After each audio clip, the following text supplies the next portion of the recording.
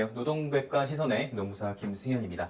오늘부터 해서 두 번에 걸쳐서 좀 살펴보고자 하는 것은 퇴사에 관한 내용 중입니다. 퇴사와 함께 따라오는 의무, 일반 전직금지 약정과 경업금지 약정. 사실 실무에서는 되게 유사한데요.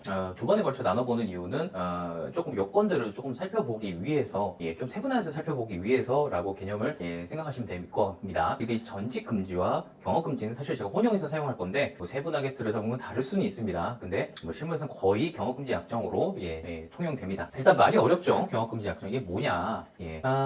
내가 이 회사에 재직하는 동안에는 다른 회사에 취업해서 이득을 취득하거나 경쟁업체에 어떤 자료를 제공하거나 뭐 당연히 안 되겠죠. 근로계약서에 그런 내용이 없더라도 그거는 당연히 계약의 부수적 의무로서 그냥 인정이 돼요. 내가 예를 들어 A라는 회사에 다니면 뭐 A 방송국에 다니는데 B 방송국에 동시에 취업을 한다. 이런 것은 사실상 뭐 취업 규칙상 뭐 징계 사유도 될 수 있고 뭐 해고 사유도 충분히 될 수 있는 그런 사유입니다. 다만 이게 문제가 아니라 우리가 흔히 이제 퇴사할 때 많이 경험들 해보실 텐데 뭐 서약서 같은 거 하나 들고 와요. 제가 오늘 결론만 말씀드릴게요. 퇴사하는 마당에 무엇을 써야 될 의무는 전혀 없습니다. 그 서약서 사실 뭐 회사에서 이건 퇴사 서류니까 쓰고 가세요라고 하시는데 뭐 안 써도 그만이고 어떻게 할 건지는 잘 모르겠지만 이렇게 설명드릴게요. 가능한 사직서 외에는 퇴사하실 때는 쓰시는 게 바람직하진 않습니다. 그 이유는 이 경업금지 약정 때문인데요. 이 약정이 뭐냐면은 내가 앞으로 동종 유사 업종에 취업하지 않거나 사업을 차리지 않기로 하는 이 약정이에요. 또 뭐 이른바 뭐 1km 이하의 범위에서 뭐 동종 사업을 열지 않겠다 이런 종류의 이 약정을 거는 건데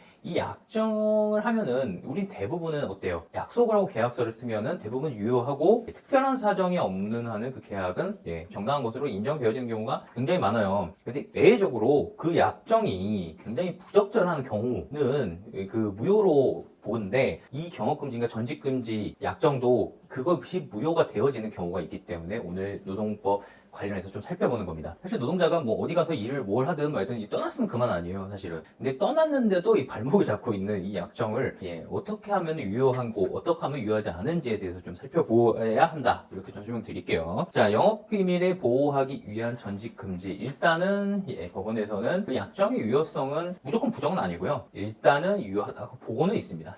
근데 이것이 다 유효하느냐 그런 것은 또 이제 아니라는 거죠. 이제 약정이 뭐 할 수는 있지만 일단은 그 약정 자체가 존재하면요 그 약정이 무효라는 것은 이제 그 계약의 무효거든요. 결론은 무효인데 이제 대부분 이제 법원의 입장은 이게 조금 범위적인 거지만 민법 103조에 의한 반사회적인 계약이라고 해석을 해서 그 계약 자체가 그냥 처음부터 없었던 걸로 무효로 이제 보는 그것으로 되기 위한 조건에 대해서는 뭐 법원에 대해서는 법원이 이렇게 좀 설명을 하고 있어요. 왜 이런 논의가 있냐면은 이런 약정이 사실상 직업의 자유, 그러니까 헌법이 보장하고 있는 내가 어디 취업해서 일하고 싶은 자유뿐만 아니라 직업 선택 자유도 침해한다 그런 영역.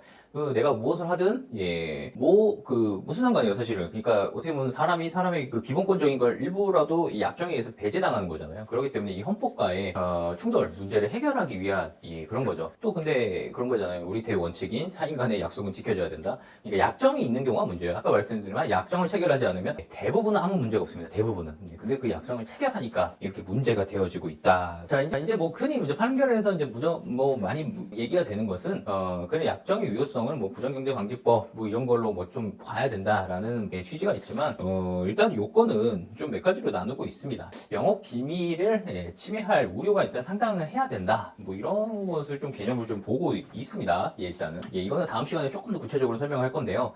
무조건 되는 건 아닙니다. 이 약정이 이 약정이 유효하려면은 그 보호할 만한 이익이 있어야 되는데 그것이 영업의 이익이어야 되고 그 영업 기밀에 해당하는지 이익은 사실 이게 이제 법원에서는 이렇게 설명을 하고 있어요. 상당한 노력에 의해서 만들어져야 되는 거예요. 그러니까 누구나 다 알고 있는 거, 누구나 공공연히 알려진 것은 영업 비밀이 아니다. 이런 거죠. 이런 것을 취급하고 다뤘던 사람 이어야지 된다. 이런 설명을 좀 담고 있습니다. 또 한 가지 좀 이제 이런 거는 좀 설명을 하나 드려야 될게요. 이거 되게 예외적인 케이스인데 아까 제가 서명을 안 하면 대부분 괜찮다 이렇게 설명드렸잖아요. 근데 서명을 안 하고 그러니까 경업금지 약정을 체결하지 안 하고도 문제되는 케이스가 있긴 있습니다. 그 법원이 된다라는 얘기를 하고 있어요. 흔히 경업금지 약정을 체결하지 아니하면은 이 실무에서는 이렇게 다투지겠죠. 회사가 이 사람 나갔는데 경쟁업체에 취업하려고 그러면 취업금지 가처분을 낸다거나 법원에, 또는 취업을 하고 나서 자기들이 어떤 손해를 입었다라는 것을 증명해서 손해배상에 대한 청구로 들어오겠죠. 이게 무슨 사후적인 해결 문제, 이게 사전적 해결 문제인 가처분, 이렇게 두 가지로 나눠지는데 법원의 입장은 경우에 따라 된다.